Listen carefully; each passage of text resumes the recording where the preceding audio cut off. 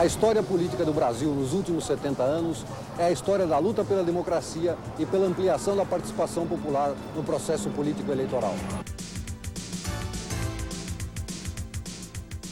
O estouro da urbanização no Brasil retratados nos 70 anos da Folha. Nos últimos 70 anos, o Brasil chegou a liderar o crescimento da economia mundial no ciclo de 25 anos, de 55 a 80. Mas esse milagre brasileiro teve aspas, sim. Ele foi feito com poupança falsa e poupança alheia. Para que haja uma grande cultura, é necessário haver debate e liberdade. Em 91, a Folha de São Paulo faz 70 anos. É a história de uma vida que se confunde com a história do Brasil. Rica e dinâmica, essa história é resgatada e contada nesse vídeo. Um painel que sai das páginas do jornal e revive momentos importantes da caminhada de um povo.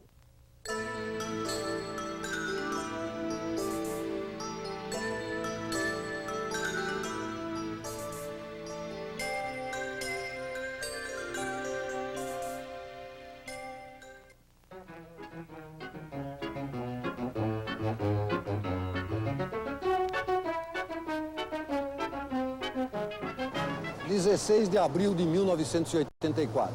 Lá embaixo, no Vale do Engabaú, o mais clássico cartão postal de São Paulo, 1 milhão de pessoas participam do comício das Diretas Já. Era a maior manifestação pública da história política do Brasil.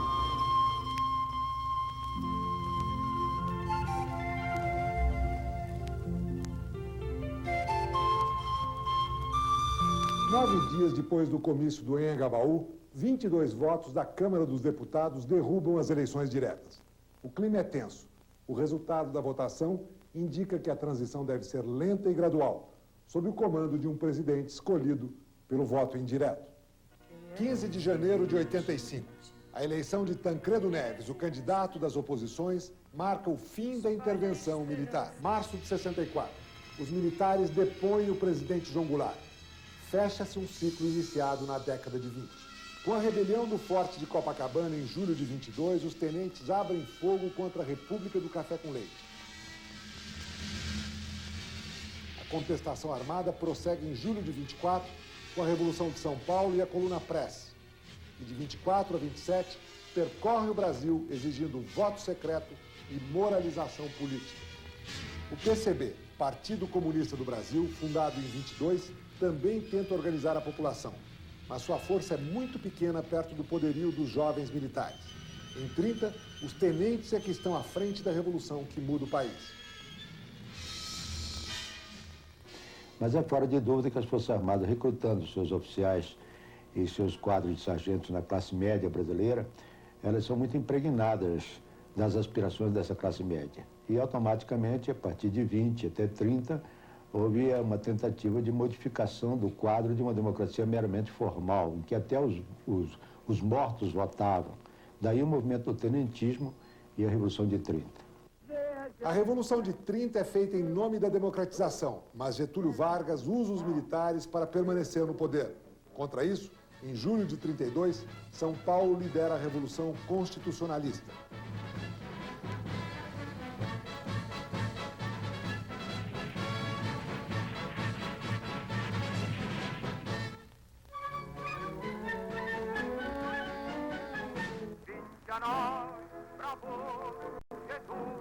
Em 35, o PCB tenta sublevar os quartéis. Vargas tem mais um pretexto para suas manobras continuistas.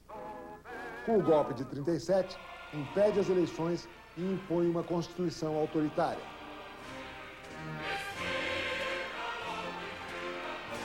Em 38, é sufocada a rebelião dos integralistas de Plínio Salgado. É o reinado absoluto do Estado Novo. Pois conseguimos organizar o trabalho nacional segundo os princípios cristãos da justiça social.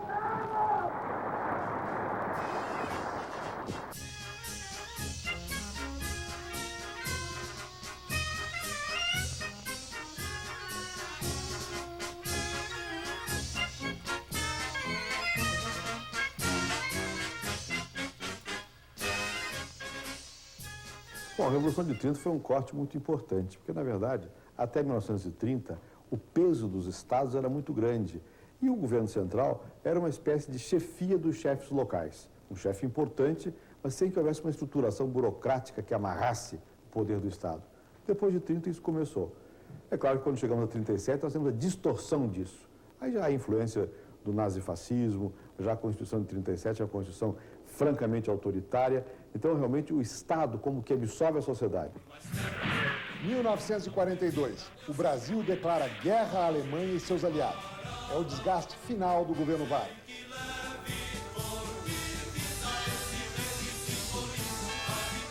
Dezembro de 45, o Marechal Eurico Gaspar Dutra, ministro da Guerra do Estado Novo, ganha as eleições com apoio de Vargas. Eleito pelo voto direto em 50, Vargas suicida-se em agosto de 54.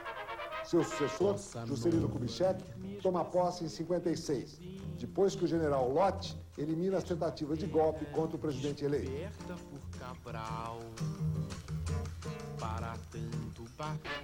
A consolidação democrática parece próxima em 60, quando Jânio Quadros é eleito presidente. Mas a sua renúncia, após 7 meses de governo, reabre a crise. Militares e conservadores exigem o parlamentarismo como condição para a posse do vice-presidente João Goulart.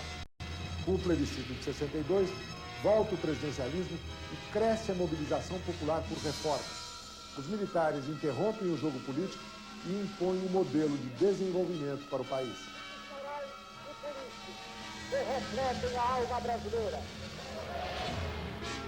A mudança central que houve depois de 1964 foi que, pela primeira vez, aquilo que era, digamos assim, uma presença um pouco reservada, um pouco na retaguarda dos militares, mesmo no Estado Novo, o presidente era civil, depois de 64, pela primeira vez, há realmente uma fusão entre o aparelho de Estado e as Forças Armadas. Após ter ouvido os A oposição democrática ainda sobrevive até 68, quando o AI-5 fecha todas as portas à sociedade civil. Em 69, Costa e Silva, doente, é substituído por uma junta militar.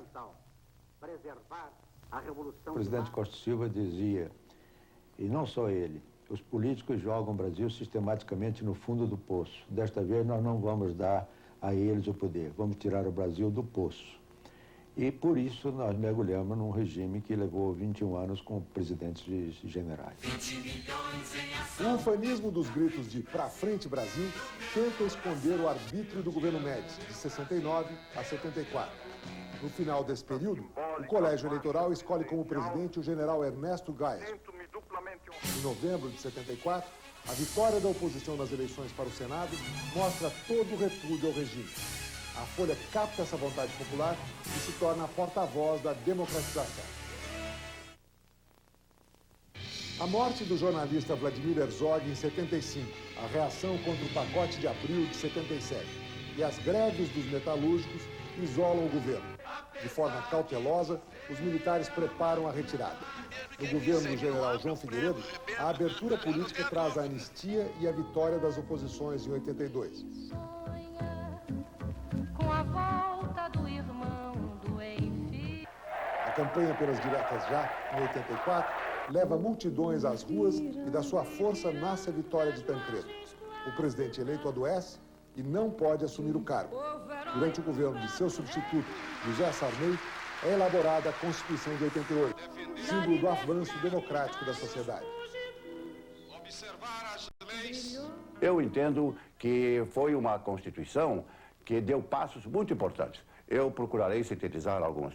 Inicialmente, nós temos no Brasil, graças a essa Constituição, a democracia representativa, é o que vamos fazer agora, a 3 de outubro, elegendo deputados federais, senadores, etc., mas também a participativa, porque o povo, o cidadão, é também apto pela Constituição para apresentar projetos de lei. É tanto o legislador como o deputado, como o senador.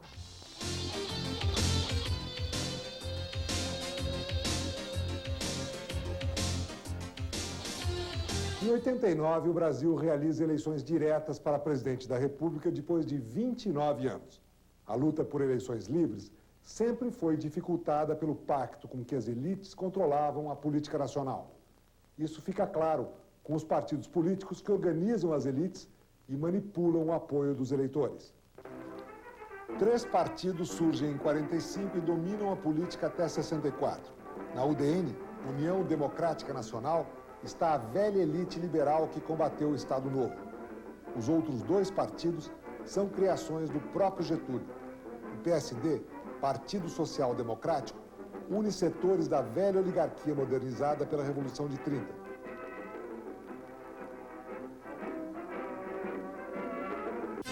E o PTB, Partido Trabalhista Brasileiro, tem ligações com os trabalhadores urbanos. Sua força vem da popularidade de Vargas junto aos sindicatos. O trabalhismo de Getúlio inaugura um novo tipo de relações políticas no Brasil, o populismo. Os políticos procuram uma ligação direta com o povo, substituindo programas de governo por carismas e promessas. Assim, controlam a participação política da população segundo os interesses das elites. O populismo mostra os seus limites na década de 50. Trabalhadores e sindicatos ampliam sua organização, mas não alcançam conquistas efetivas. Por isso, nascem projetos políticos que exigem amplas reformas econômicas e sociais. No início dos anos 60, o nível de organização da sociedade civil ameaça romper o jogo populista. As elites não suportam o risco e os militares viram a mesa. É aí que surgem a ARENA, Aliança Renovadora Nacional, que apoia o regime militar, e o MDB, Movimento Democrático Brasileiro, que faz uma oposição consentida. Nas ruas, a oposição real une estudantes, artistas, intelectuais, parte da igreja e novas organizações saídas do PCB. 1968. O movimento estudantil e as greves de Osasco e Contagem abalam o regime e têm como resposta o AI-5. O desespero leva à rebelião armada. São anos negros em que a repressão à guerrilha se estende também a outros setores da sociedade. O aprendizado renova a política. As greves dos metalúrgicos paulistas em 78 e 79 geram o PT, Partido dos Trabalhadores. Na década de 80, nasce também a CUT, Central Única dos Trabalhadores. Surgem partidos livres, independentes das elites. 1989. As eleições presidenciais apaixonam os eleitores e envolvem partidos de todo o espectro político. A decisão de segundo turno opõe apenas 2 candidatos: Fernando Collor de Mello, do Movimento de Renovação Nacional, e Luiz Inácio Lula da Silva, da Frente Brasil Popular. Vencedor do segundo turno em dezembro de 89, Fernando Collor toma posse em março de 90, prometendo acabar com a inflação e modernizar o país.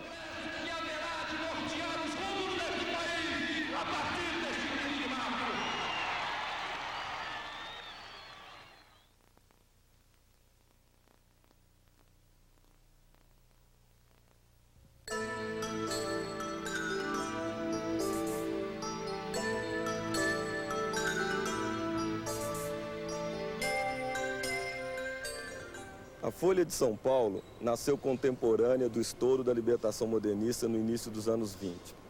70 anos depois, a questão para nós brasileiros é saber se chegaremos ao século XXI de cara ou de costas para a modernidade. O modernismo anunciou um processo de urbanização e internacionalização da nossa vidinha provinciana. Mas como em todo país de economia periférica, essa modernização e urbanização se dá como um mosaico de composição difícil. Cidade brasileira, uma realidade que se transforma e se multiplica. Local de trabalho, lazer, amor e ódio. Um vitral do Brasil. Cada imagem tem seu avesso. A casa do brasileiro nesse final de século. Bela, forte, arrojada, insegura, precária, injusta. Nela, o brasileiro tece o futuro, convivendo com o fantasma de um passado difícil de mudar.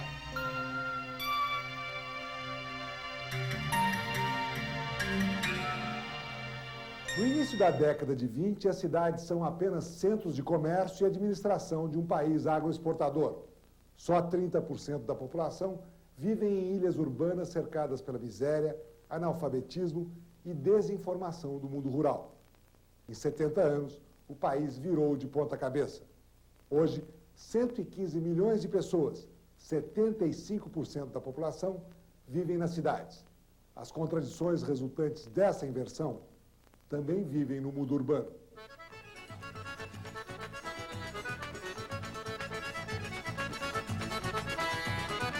Nesse século, o crescimento da população rural chocou-se permanentemente com a cerca do latifúndio e a falta de emprego. A partir de 40, a rápida industrialização das cidades, principalmente no Sudeste, atrai ondas crescentes de imigrantes. Os brasileiros incham as cidades e transformam a sua visão de mundo. Eu acho realmente impressionante a facilidade com que, no Brasil, as pessoas se adaptam ao mundo urbano e a velocidade com que os comportamentos tradicionais são alterados e que há toda uma criação de novos valores que está muito presa a isso. Na década de 20, as provincianas cidades brasileiras têm uma moral rígida. Virgindade e casamento são instituições inabaláveis. Frequentar a Igreja Católica é uma obrigação da família toda. Se a jornada de trabalho permite, domingo é dia de descanso. Nadar nos rios, jogar futebol, ouvir a banda no coreto, dançar nos bailes familiares. Para as mulheres, o recato é sagrado, principalmente no vestir. Depois da Segunda Guerra Mundial, o rápido crescimento da população urbana alimenta a expansão industrial. Os sonhos made in Hollywood inspiram novos comportamentos. A indústria une mulheres e homens na dupla condição de trabalhadores e consumidores. A mulher se veste de forma mais prática e funcional. A família diminui o número de filhos. No rádio, na imprensa e na TV, os chamados reclames vendem um novo modo de vida. Vestir, comer, educar os filhos, escolher caminhos para o país. No início dos anos 60, a questão é romper com o passado de miséria, analfabetismo, desnutrição. Mas vence o caminho do autoritarismo, o chamado progresso sem corrupção dos costumes. Contra-revolução na política, revolução no comportamento. Biquínis e monoquínis abalam o sistema. A roupa se liberta. Uma grande multidão de fiéis venera o jeans. A moda agora é unissex.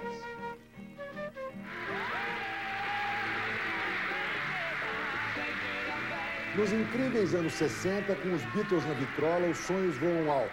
A droga surge como um símbolo de contestação e libertação. Entre os jovens de classe média, a maconha ganha novo status, ao lado do LSD e da cocaína. Incorporada ao mundo urbano, nas décadas seguintes a droga vira polêmica nacional, envolvendo muitas vezes nomes famosos. A cocaína nos anos 80 se expande com o crime organizado e perde a aura romântica dos anos 60.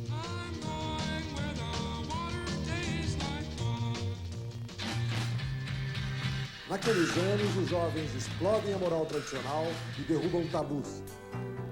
Decretam a naturalidade do sexo antes e fora do casamento. Surge uma nova moral, influenciada pela pílula e pelo individualismo urbano. Homossexuais rompem a barreira do preconceito. Pais e mães descasados aprendem a criar sozinhos seus filhos. O habitante da cidade procura novas formas de relacionamento. As formas antigas de coesão social, até de dominação patriarcal, elas produziam uma certa segurança afetiva. Isso desabou, isso acabou e não surgiu nada, por enquanto, no lugar disto. Então, a miséria emocional me parece um traço muito forte, um traço que permeia toda a nossa vida, especialmente numa cidade grande. Quer dizer, na dimensão da megalópolis, nós temos muita dificuldade de ter relações humanas que sejam quentes, que sejam mais gratificantes para as pessoas. A grande cidade é o palco da diversidade. A Igreja Católica, mesmo conservando a maioria, perde o monopólio da religião. Umbanda, candomblé, igrejas protestantes e evangélicas disputam a alma da cidade. Mas a cidade brasileira também tem unanimidades, como a paixão pelo futebol, que reflete a própria história da urbanização. Desde 50, as cidades brasileiras se acostumaram com grandes estádios e grandes times. Assim, foi natural conquistar os títulos de 58, 62 e o maravilhoso tricampeonato em 70. Mas a cidade esfriou a paixão ao terminar com os campos populares. Os gênios sumiram e o país coleciona desilusões como a da Copa de 90.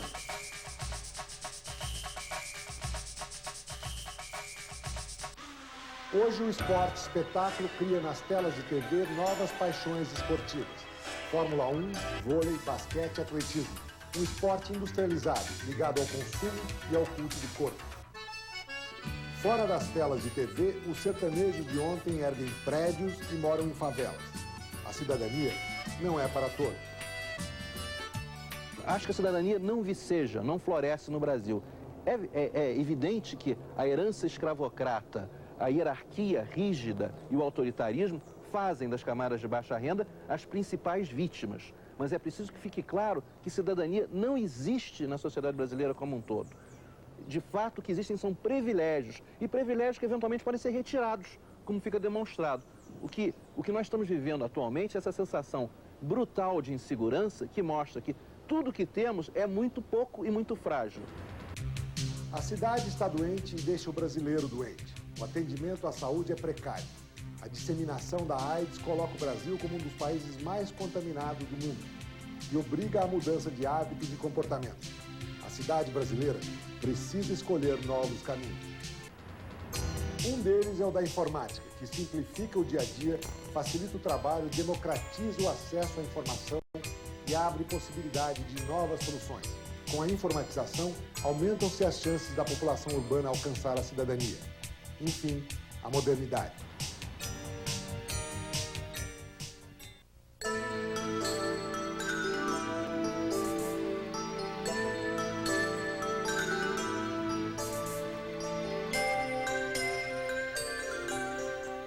O Brasil chega aos anos 90 como a 10ª economia ocidental, com um parque industrial altamente diversificado. O país agroexportador da década de 20 passou por um intenso processo de industrialização nesses 70 anos, mas não conseguiu traduzir crescimento em desenvolvimento.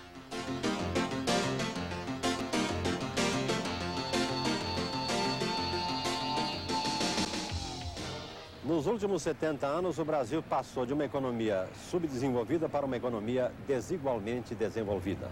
A marca registrada do longo ciclo foi o processo de industrialização. E esse processo teve duas fases, exatamente de 35 anos cada uma.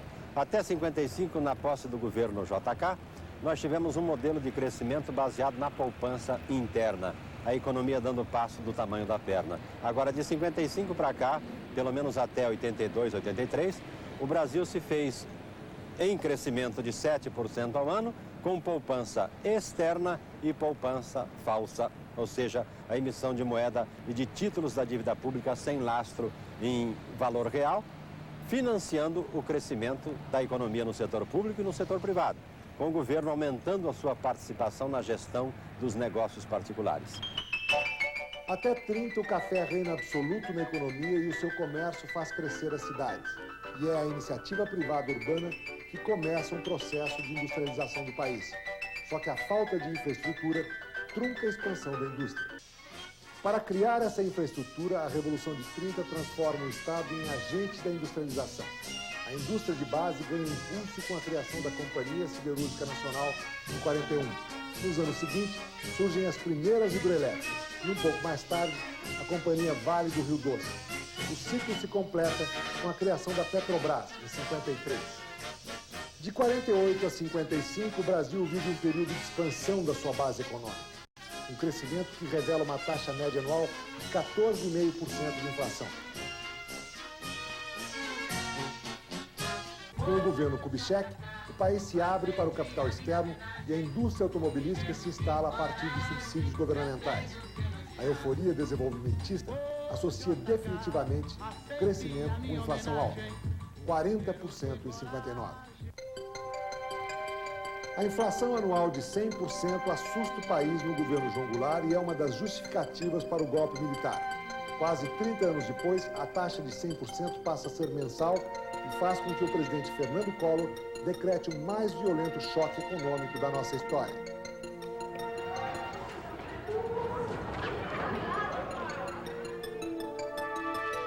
A luta contra a inflação é um combate de poucas vitórias. O governo venceu uma única vez. No período Castelo Branco, O autoritarismo permite que o ministro Roberto Campos controle a inflação. A correção monetária impede a corrosão de salários e preços, mas, ao mesmo tempo, cria o principal alimentador da inflação no futuro, a indexação. Os anos do milagre econômico na década de 70 mostram que não se cresce 10% ao ano sem inflação, principalmente quando o agente desse milagre é o Estado. A dívida externa atinge na década de 70 índices que transformam o Brasil no maior devedor do mundo. São os financiamentos externos que possibilitam a maior parte das obras que deram o tom ao milagre brasileiro. Em primeiro lugar, não houve milagre. O milagre é um efeito sem causa. E o grande desenvolvimento dos anos 70 foi produto do duro trabalho dos brasileiros. Os brasileiros trabalharam bastante e conseguiram desenvolver o país. Foi um momento de grande crescimento, um momento de grande aperfeiçoamento da economia brasileira, um momento de modernização profunda dessa economia, um momento em que o Brasil avançou enormemente no comércio internacional. Eu considero a década de 70 talvez uma das mais brilhantes da economia brasileira. No período de 64 a 82, a dívida externa triplica e passa de 15% para 29% do produto interno bruto. O Brasil já não é capaz de saldar o pagamento dos juros e tem de fazer um acordo com o FMI. Em troca de um empréstimo, o governo se compromete a reduzir o déficit das estatais e conter a emissão de moeda. Essa receita tradicional de combate à inflação leva à recessão. A equipe econômica do governo Sarney recebe como herança do regime militar uma inflação anual de 225%, um recorde que começa sua escalada em 80 no governo Figueiredo. No primeiro ano da nova república, a inflação atinge índices assustadores. Para estabilizar a economia, o governo Sarney lança o Plano Cruzado. No primeiro mês, a inflação se reduz a zero. Um rígido congelamento de preços mantém a inflação em índices baixos durante 9 meses. Esse controle provoca a escassez de produtos. Após as eleições de novembro de 86, os preços explodem numa velocidade superior aos 20% ao mês.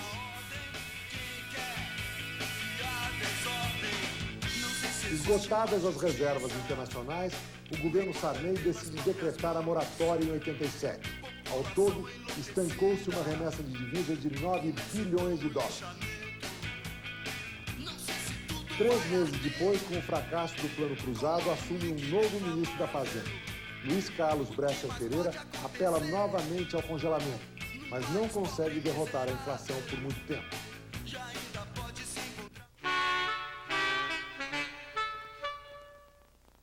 Em 87, o cruzado segue a mesma trajetória de desvalorização de todas as moedas criadas pelas reformas monetárias da nossa história. Nos últimos 70 anos, o brasileiro conviveu com 5 moedas diferentes. Em 42, Getúlio institui o cruzeiro no lugar dos R$1.000. 23 anos depois, Castelo Branco transforma 1.000 cruzeiros em um cruzeiro novo. Em 71, o cruzeiro novo volta a ser cruzeiro. Com o Plano Cruzado, 1.000 cruzeiros viram um cruzado. A inflação acelerada obriga o governo Sarney a nova reforma monetária. Em 89, o Plano Verão transforma 1.000 cruzados em um cruzado novo. E a nova moeda tem vida curta. Agora é vencer ou vencer. O Plano Collor troca o cruzado novo pelo cruzeiro e vai mais longe. Pretende ser a cartada definitiva no combate à inflação. O choque na liquidez envolve até a sagrada poupança. O governo anuncia metas ambiciosas: reduzir a inflação, abrir o país para o investimento externo, modernizar o parque industrial. A questão central desse desafio é zerar o déficit público e gerar um superávit de 2% do produto interno bruto. Fundamental sempre é, de um lado, você fazer a política fiscal e monetária. A política fiscal quer dizer acabar com o déficit público. Nós temos que ter um superávit público. Monetária quer dizer ter taxas de juros positivas claras, de forma que você possa controlar efetivamente a quantidade de moeda da economia.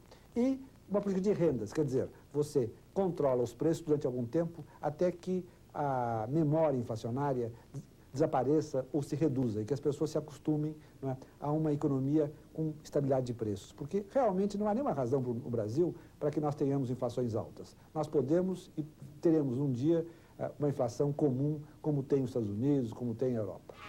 O déficit público é um dos fatores estruturais da inflação brasileira. Para financiar a industrialização, o Estado gasta mais do que arrecada e engorda o déficit público desde a década de 30. O déficit público é um dos piores problemas da nossa economia. É preciso entender uma coisa. O déficit no Brasil, apesar de tudo, é menor do que em muitos outros países que praticamente não têm inflação, ou têm uma inflação muito baixa, como é o caso da Itália, da Bélgica, ou da Índia e do Paquistão, por exemplo. Então, poderia caber a pergunta, por que ele é um problema no Brasil? Ele é um problema porque nós temos dificuldade para financiar esse déficit.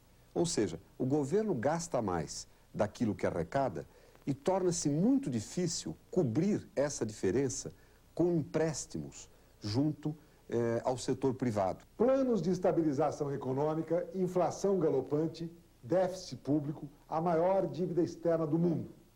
Esse é o lado mais visível da realidade que a industrialização impôs ao país. Mas existe um outro perfil brasileiro que espera talvez com mais exatidão as consequências de uma industrialização veloz e desordenada.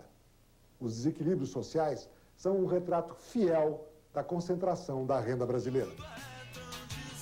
Os censos de 60 a 80 mostram que a distribuição de renda no Brasil tende a beneficiar quem já tem muito. Nos anos 80, a renda do 1% mais rico da população é igual a tudo que ganham os 50% mais pobres. 53 milhões de pessoas vivem em estado de pobreza absoluta. Já nos anos 70, os opositores do regime militar chamavam a atenção para os rumos que a distribuição de renda tomava no país. Para eles, o milagre econômico era antipopular, pois se algum milagre havia, era o fato da maior parte do povo brasileiro conseguir viver com menos de um salário mínimo. Como hoje o salário mínimo equivale a um quarto do que valia em julho de 40, o trabalhador brasileiro continua fazendo milagre. O desafio ainda é transformar crescimento em desenvolvimento com justiça social.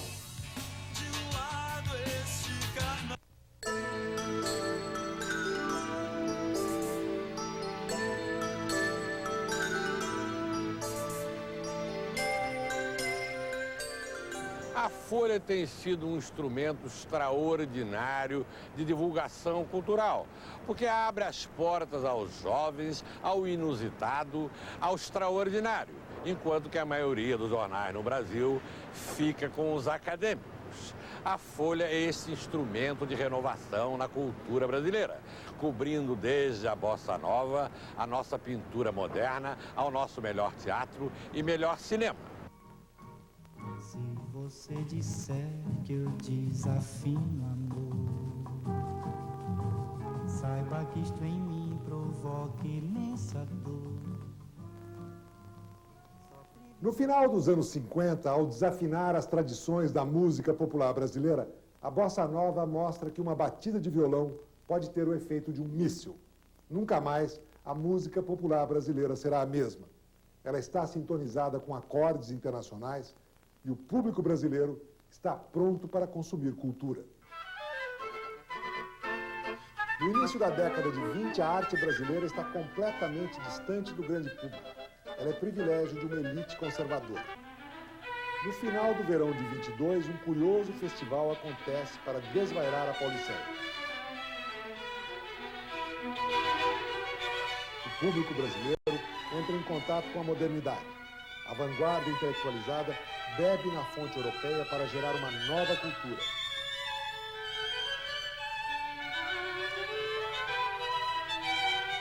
Yes, 45 anos depois, um marco de modernidade no teatro confirma o vigor da linguagem revolucionária de 22. José Celso Martinez Correia faz uma mirabolante recriação do Rei da Vela, de Oswald de Andrade. Vai para a França o café. O nacionalismo antropofágico dos modernistas também nos lega um herói, Macunaíma. Em 68, ele chega às telas com o Cinema Novo. O filme de Joaquim Pedro de Andrade é a síntese de uma visão cultural que explode com o movimento tropicalista. Gente, muita saúva e pouca saúde, os mares do Brasil são subversivos! Caminhando contra o vento, sem lenço, sem documento, no sol de quase dezembro. Vive Iracema, mamá, vive Ipanema, mamá, mamá, vive Iracema, mamá, vive Ipanema, mamá, mamá. O tropicalismo coincide com um mundo em grande transformação. O som dos Beatles e dos Rolling, a contracultura e a pop art indicam renovação. Mas no Brasil as portas se fecham para os artistas. Através da censura, o regime militar impõe uma mordaça política aos produtores culturais. Roda gigante, roda moinho, roda peão. Peças interditadas, filmes engavetados, livros proibidos, artistas presos.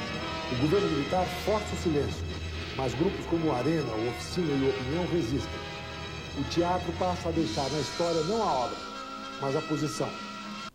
Hoje você é quem manda. A canção popular passa a denunciar o pesadelo. Chico Buarque de Holanda, Gilberto Gil, Caetano Veloso e Milton Nascimento falam à cabeça e ao coração dos brasileiros.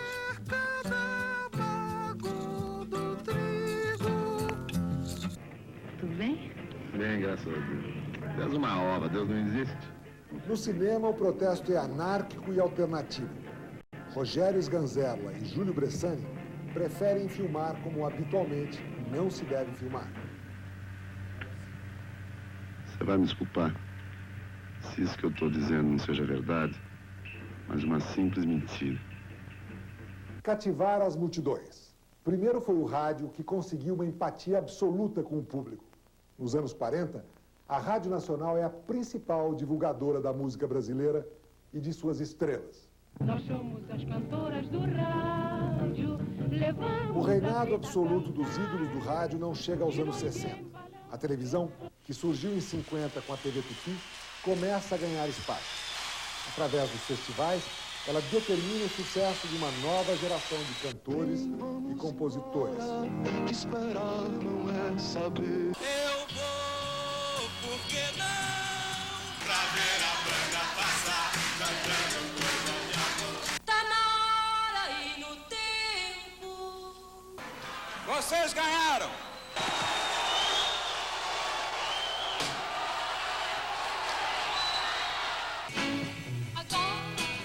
Ao vivo, os festivais mostram todas as tendências da música brasileira.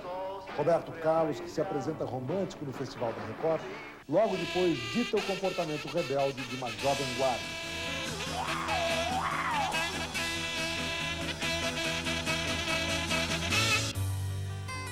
Mas é com a novela que a televisão brasileira se impõe como o expoente máximo da indústria cultural. Da improvisação dos primeiros tempos, à criação de um padrão internacional de qualidade, a telenovela percorreu um longo aprendizado e se transformou em mania nacional. Você não imagina o quanto eu gosto de você.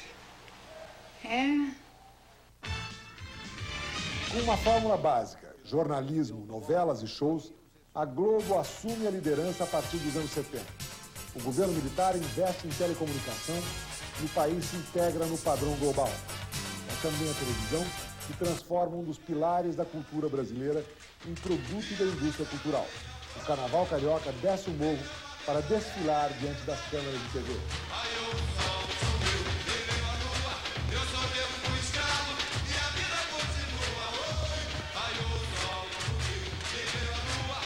O sucesso do samba na avenida revela dois compositores dos morros cariocas. Cartola e Nelson Cavaquinho produzem durante décadas no anonimato e só conseguem gravar os seus primeiros discos no final da vida, quando são descobertos pela indústria cultural. Como contente ao teu lado,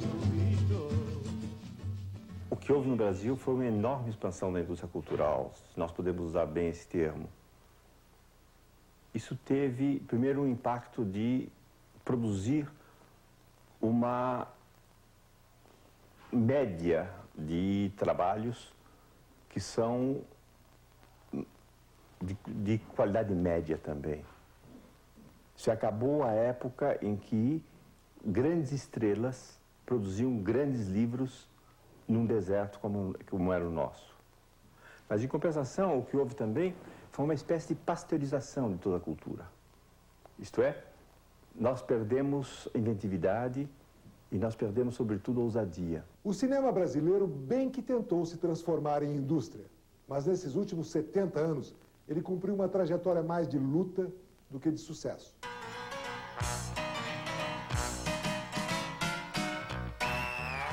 Dois grandes estúdios marcaram época no cinema brasileiro. A Atlântida inventou a chanchada e popularizou o cinema nacional. Sonhando com a Tinetitá, a Vera Cruz buscou a profissionalização e produziu um clássico, o Cangaceiro. Juro por Deus que lhe trago aquele miserável aqui. Timóteo!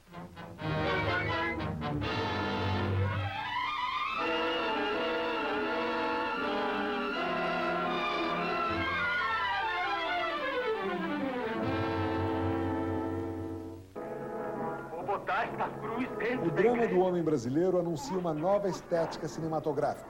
Em 62, o Pagador de Promessas conquista a Palma de Ouro em Cannes, um prêmio inédito e solitário no cinema brasileiro.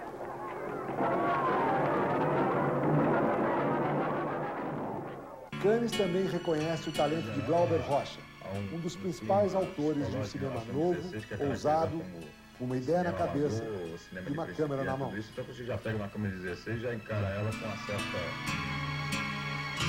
O cinema novo, eu acho que ele renovou a linguagem, claro, mas principalmente o cinema novo, ele conseguiu fazer com que o cinema brasileiro passasse a ser também uma das formas de expressão da cultura brasileira. É um movimento de cinema, mas intimamente ligado às outras formas de expressão cultural que já existiam e já tinham se desenvolvido no Brasil, já tinham se afirmado, como a pintura, a música, a literatura, etc.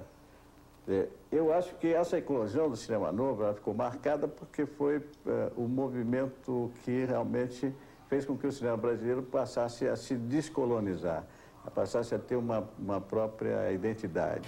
Os diretores consagrados pelo cinema novo, a partir dos anos 70, diversificam a produção cinematográfica nacional.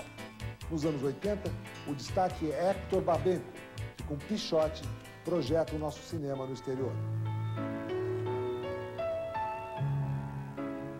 Nesses 70 anos, o desnível educacional da população sempre foi a maior barreira entre o escritor brasileiro e o grande público. Grandes autores como Guimarães Rosa, Graciliano Ramos e Carlos Drummond de Andrade só se tornam conhecidos a partir de adaptações da televisão, do cinema e do teatro. A montagem de Morte e Vida Severina revela nos palcos a poesia de João Cabral de Melo Neto. Nos anos 60, o teatro busca uma maior cumplicidade com o público. Uma aproximação que começa nos anos 40, quando Nelson Rodrigues e Ziembinski revolucionam a dramaturgia nacional.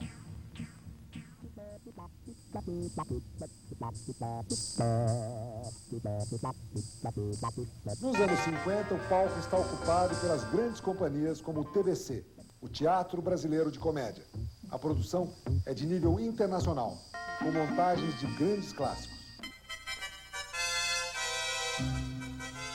O sonho de profissionalização do TBC e da Vera Cruz coincide com um momento de euforia nas artes plásticas. Em 51, com a inauguração da Bienal Internacional de São Paulo, o Brasil passa a fazer parte do Circuito Mundial de Arte.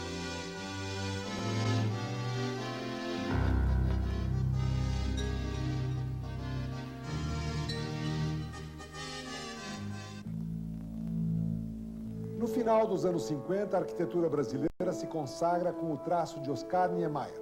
De uma nova concepção estética, nasce a cidade de Brasília.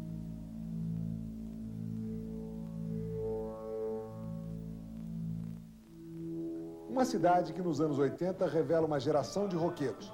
Os grupos Legião Urbana e Paralamas do Sucesso cantam o sentimento urbano. Logo, as bandas Barão Vermelho e RPM desmentem a ovelha negra Rita Lee. Nos anos 80, rock já não é mais coisa de bandido.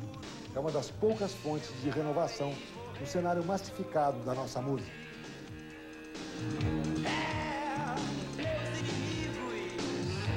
Estão no poder, ideologia. Eu quero uma pra viver.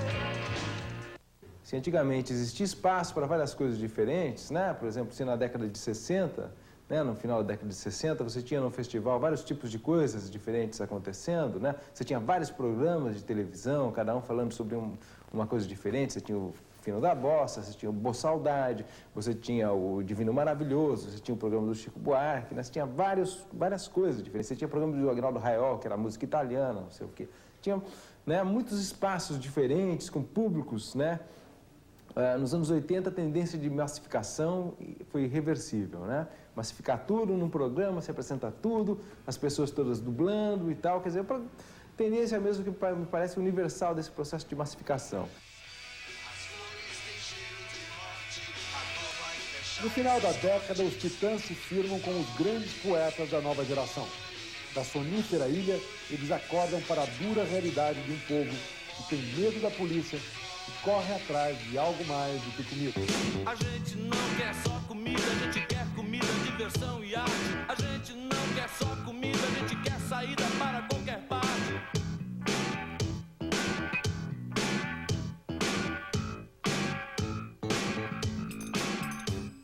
A gente não quer só comida, a gente quer bebida, diversão, balé. A gente não quer só comida, a gente quer a vida como a vida quer.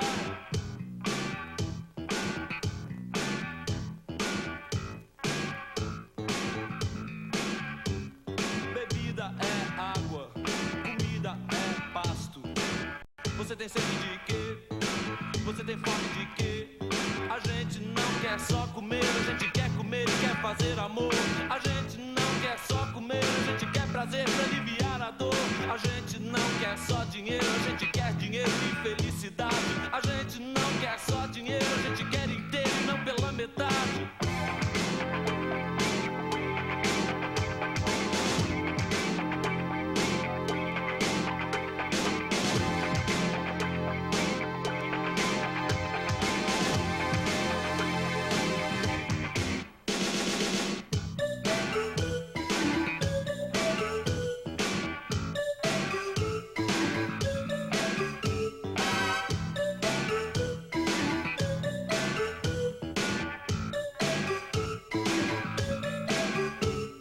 Bebida é água, comida é pasto.